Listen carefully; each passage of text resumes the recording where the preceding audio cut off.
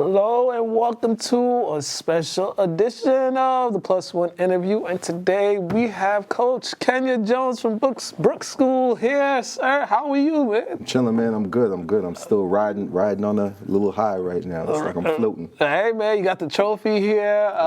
You know, your team had a really successful season this year. Up and down season, but I mean, it's not how you start; it's how you finish. Correct. And you know, it was definitely a marathon. You guys start the season off. Two of your key players are injured, right? Correct. Young guys have to get thrown in the fire. Correct. And as a head coach, how do you just make sure you ease them in and just make sure they keep their confidence? Because sometimes when you're young and you get thrown in the fire, in a league like this one, the ISL league, your confidence can kind of go up and down. So how were you able to just make sure they keep their confidence and understand the bigger picture? To be honest, I don't think I did a good I did a good job of that. To be honest, you know, Lex had gotten hurt and he didn't want to tell anybody, and so you know, I was just practice as usual. So when he came back, right, he had gotten hurt the week before Thanksgiving. Came back right after Thanksgiving break, and I was just like business as usual. And everyone, you could just see their energy shift. And to me, where I'm from, right, I'm, you know, New York. Somebody's hurt ahead of you. Like, I want that spot. That's more playing time. These kids were sitting back like, wow, this is our leader. And so I tried to just push them into the fire and be like, yeah, we're good. And that really, you know, it worked for a little bit, but not a lot. You could tell their heart and soul was gone. Right. And we tried to really just power through it. And you know, I stayed me, right? Mm-hmm. I tried to stay me, and I think I should have did a little bit better of sort of cajoling them and being like, all right, we're good, you know, and so I think that played into having a little bit of a rough start because we didn't really talk about it. We just sort of went through it as is. Yeah, as you said, losing their leader, but it was he was still around. He was still trying to. You know, he was still trying to keep their spirits up. Absolutely. As you're coaching, he's still on the sidelines trying to keep their spirits up. Absolutely. In games like that. Did that give them the hope that they know when he does come back, for them to just be able to ride the ship and just keep things afloat before he gets back? Absolutely. Lex's leadership skills are phenomenal. That's what got us over the hump and made us who we are. If you ever take a look and watch us, we always huddle up in a circle. We're always in a circle. And that really was something started by me, but Lex pushed that over the top. And he was coaching, and you could see the kids really look up to him. And so he was down just that one practice when he came back. And the rest of them, he was there. He was clapping. He was talking, right? He was motivating. And just having him there absolutely sort of helped.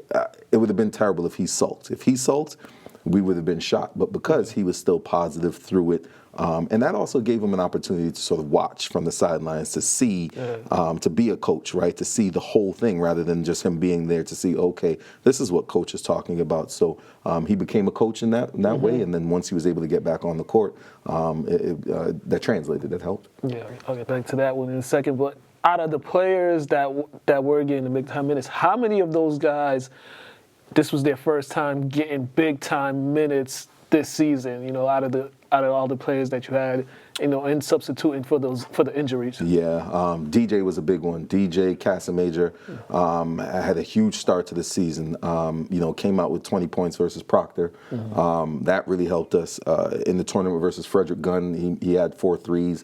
I don't know how many points, but DJ as a sophomore played a huge role into that after, you know, having some games last year, but not you know, not really carving out a huge role. Harrence Kante, huge role, but he worked on that. I mean, he came out preseason and was dunking everything where, you know, that wasn't him last year. So we really relied on him early on. Noah Walker also came through. Noah was new though, so that was a lot new for him as a junior. You could see sort of he was up and down, but Riley was thrown into the fire. Trocon had been thrown into the fire the year prior to. Tristan Yepto had been thrown into the fire. So it was a mix. It was a good mix. And I was trying to pick up some younger guys, some sophomores, and even a freshman, Jaden Gibson, who was thrown in there. I had to, I was trying to find a backup point guard, and I threw him in there when we played St. George's, and that was a lot. We had lost by almost 50 that game. So it was a mix. It was a mix of balance of guys who had had to step step up in those who had been in there before. And then also you have to try to find those lineups that work in certain games, depending on the matchups and stuff like that. How difficult was that, or how much pressure was that for you just to try to figure out which lineups is working with which? Yeah, you just throw it on the wall and try to make it stick, and that's what it was from game to game, right? It's funny because we have a bunch of kids that do their thing well, but not everything well, right? With not one well-rounded kid, right? And so it was tough. We don't have a huge wing, and so trying to find a wing and who can defend that. So trying to piece it together was really challenging and interesting. There was one game my assistant coach Marquise was talking about where we had Noah, Riley, and Herons all on the court at the same time.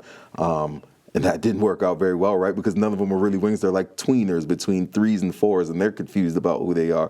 And I'm just saying that position-wise. And so, that didn't work. So trying to figure out those lineups was definitely challenging. Fun, but challenging. Yeah. You just mentioned Trocon and how he played big for you, getting some minutes last year. His development as a player at his position, how has that grown since when you first got him to this point?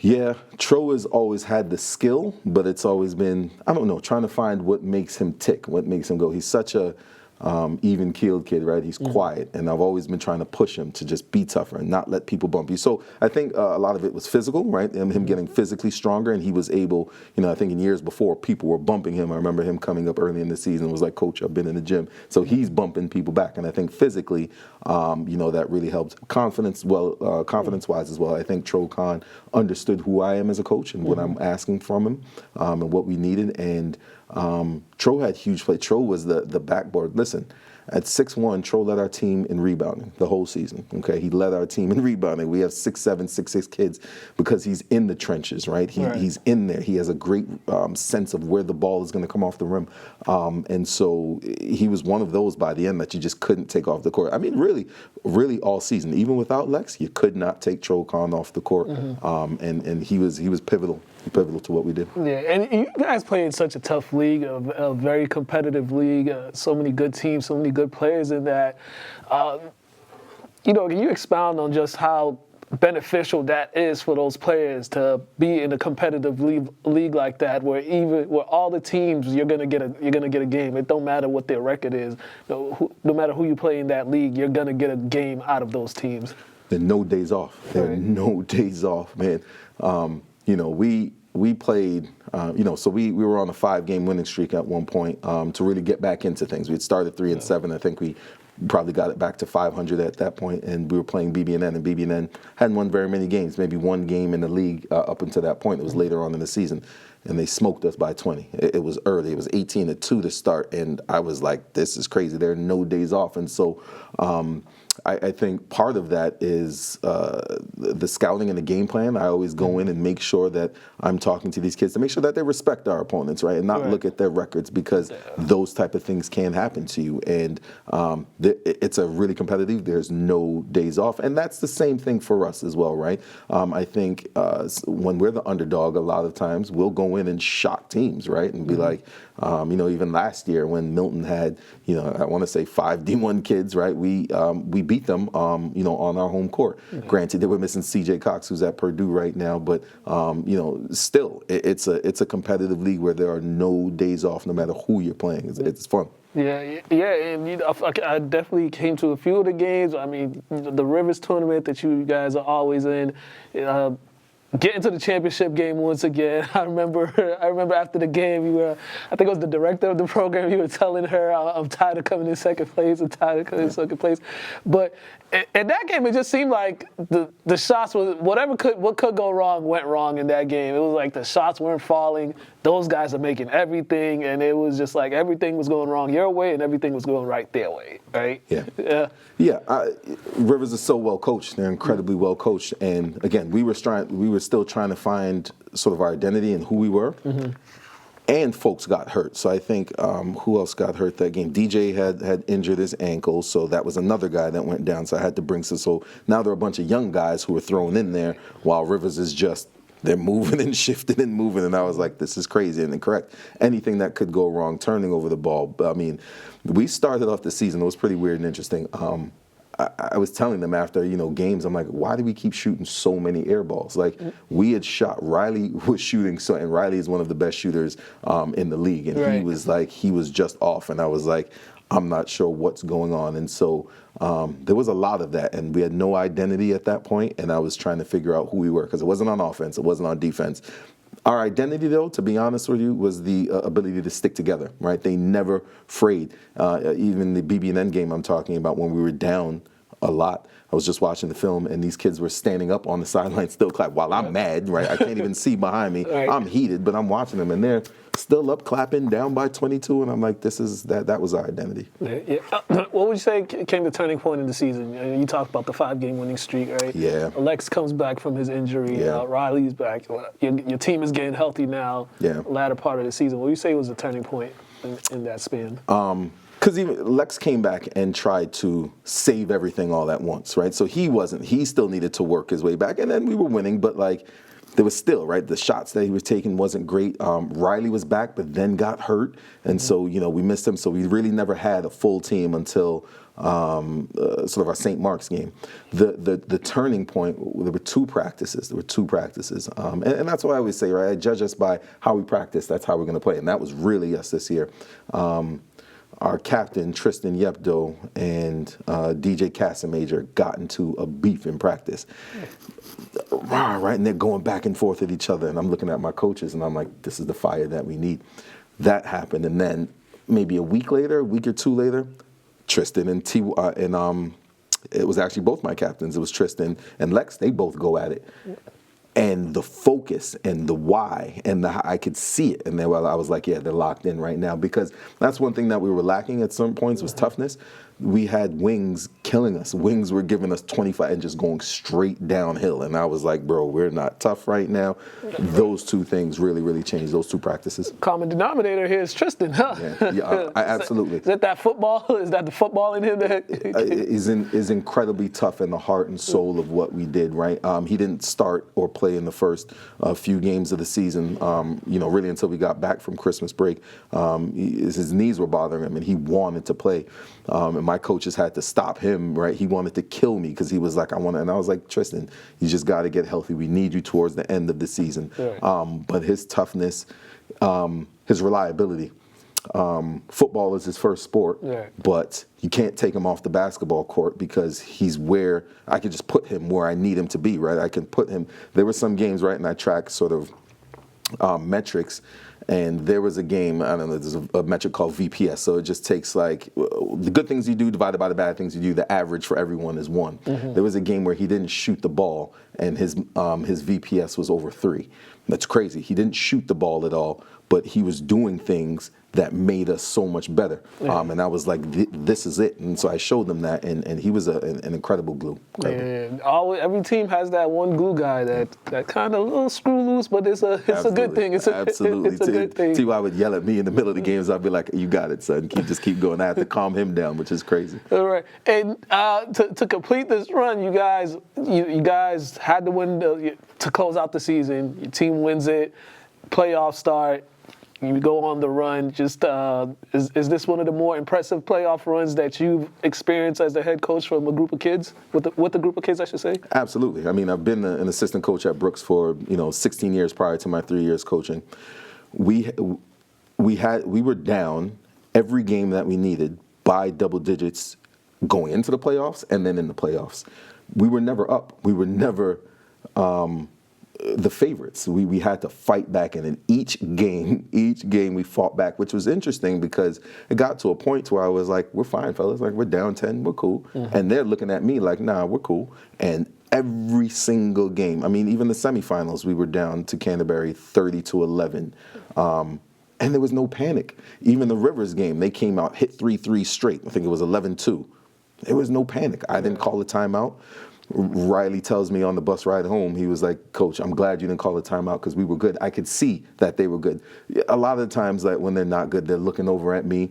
When we were down those games, they were just playing, and I was like, "They're locked in. This is great." And so, to be able to come back and go on the road to do that, we traveled. We went to Pomfret. That's an hour-and-a-half trip. Went to Canterbury. That's a 3-hour trip. We stayed over that night. Drove again to Suffield. Like we were on the road and had to dig, scrap, and fight, one, to get into the playoffs, and two, to win that. Incredibly impressive. But I say that the kids really embraced me as a coach, and sort of put that out onto the court as well, because I don't back down from anything. I coach with a chip on my shoulder. They played with a chip on their shoulder, and that was cool to see that synergy. We never went away. We never went away. And that's the thing in basketball too. Sometimes you just have to weather the storm, especially in a big time game, because sometimes a team will come out the gates and seem like it'll make everything, and it may seem like that might be the way the game's going, but you just gotta, it's an ebb and flow. A game of runs. Once everybody settles in, and it usually balances out.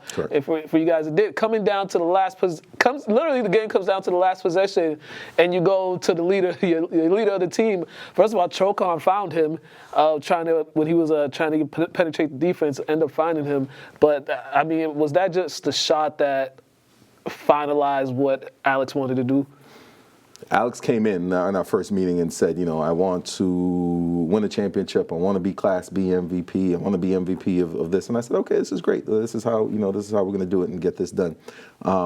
To be honest, just that shot in itself and how he did it, right? He did it his way. I told you earlier, like I was looking for a wing. I wanted a wing to come in. I didn't need, right? I didn't need another point guard. Tro was supposed to be my point guard, but Lex came in and just led in that way. And the play wasn't for him. I didn't draw up the play for him. The timeout before, because how they were defending him, they were taking the ball out of his hands, and rightfully so. He was cooking. And I said in the huddle, I said, "Lex, do you trust me?" Right? It's loud in there. And he was like, "Yes, coach, I trust you." I said, "All right." And we have a play, and I said, "You set the screen for Trocon because they're not going to leave you. It's going to be a double screen. Tro, when you turn the corner, realize what's going on and make a play." He turns the corner. Altman slightly leaves him, and that's just a basketball instinct that Altman does. He sees somebody goes in. That gives Lex just that time to break free. He takes 2 steps back, and the shot. I've been cursing and yelling at Lex to stop taking those shots. We don't need it. We don't need it. Like we don't. And it's not the deep threes. It's how they can, right? It's just walking over half court and pulling. If it comes from inside out or it's rotated, fine. But I was like, stop taking these shots. The shot that I asked him to stop taking, he made it. But it wasn't, he didn't huck it up. He practices those. And if you take a look at it, it's crazy how Jordan ended, versus the Utah Jazz. He stood there and hung his hand 35 feet away, and I was like, my God, defended shot. It was incredible. Yeah, and it was kind of, and for him too, because he had a lot happening in his personal life, during the season too. Correct. That was kind of, I'm sure he felt, all those people that were counting on him or like that was rooting for him. I'm sure he probably felt like he just made them all proud in that moment. Absolutely. Lex had lost some folks, right? So he had broken his wrist, and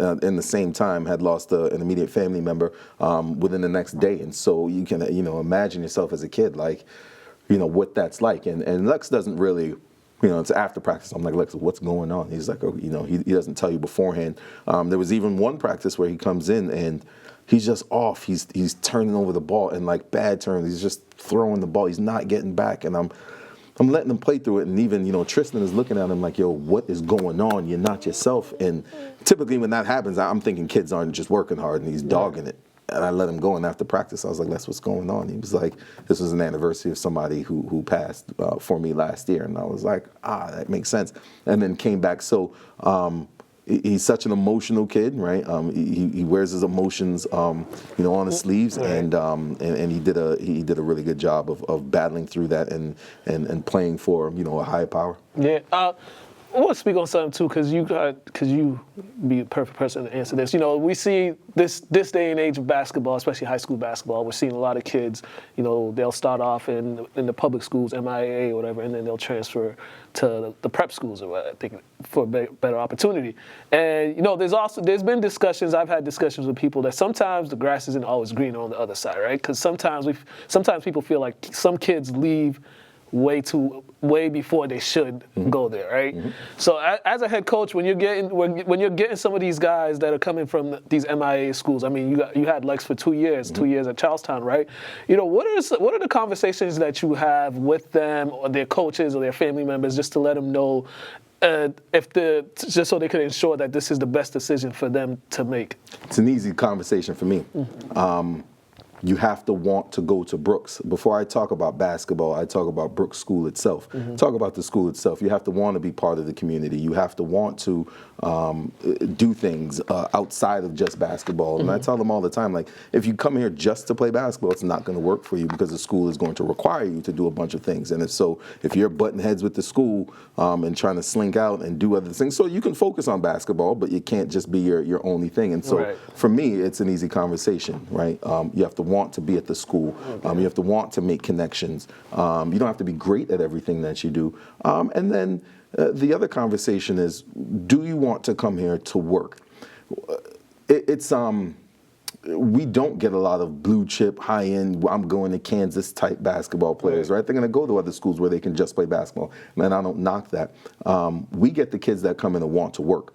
The gym is open at 6 a.m., closes at 10 p.m. I don't tell them, hey, you got to wake up at 6 and do this. They all go do that themselves. They're in there. And so the facilities are there for them, but I don't have to tell them to go do that. Those are the kids that really thrive. I think of a kid now, or even two kids, one T. Cho, who's from Lowell, who came to me early on when he was in 9th grade and said, I want to play at Duke. And I said, okay, these are the things that you have to do to want to play at Duke, right? And so it's basketball and it's school. You can't have friends out of that. He didn't want to go into Duke. He had an incredible career at Brown, where he was a 3-time All-Ivy because he grew. No one knew about him through 9th grade and 10th grade, and he worked and worked and worked. Same thing with Ikenna Nduba, who's now playing overseas, played in the G League as well. And, in 9th grade, he came, I think he was a BABC kid, and he worked his way through it and then wound up going to Bryant and then moved on to Elon as well. So those are the kind of kids that we get, ones that want to grow and work. I know IK. I know him. Yeah, I know him because it's funny too. He's like doing music now. Correct. Right? Correct. No, Yep. I know him. I know his sister. But it's funny how I met him because it was when he was at Elon. They played at Northeastern. They played at Northeastern one game. I was there filming, and he just randomly had contacted me because he wanted the highlights for the game, and this was on his way out, so he was trying to put together like a highlight for him to go play overseas and stuff like that. So, So here's another interesting story. You talk about the kids that come to Brooks. First of all, I don't go out and I'm not affiliated with an AAU team. Like I don't get one from a specific AAU team. It's really by word of mouth that kids come to Brooks.